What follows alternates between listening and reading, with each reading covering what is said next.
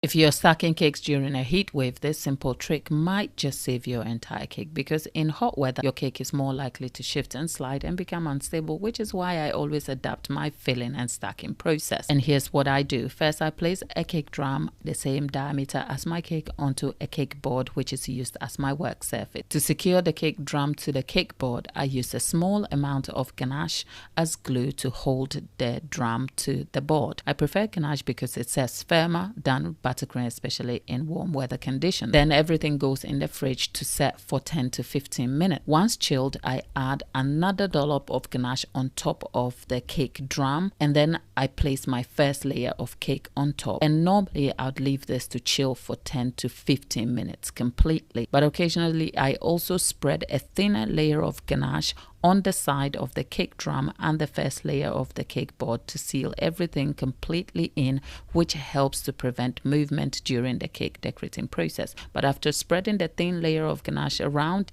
leave the entire thing to set completely. I've used this trick to fill and stack 5 layers of cake, which turned into this beauty you see on screen. And despite all the issues I had with this cake, shifting and sliding is not one of them, because in a heat wave, stability is everything.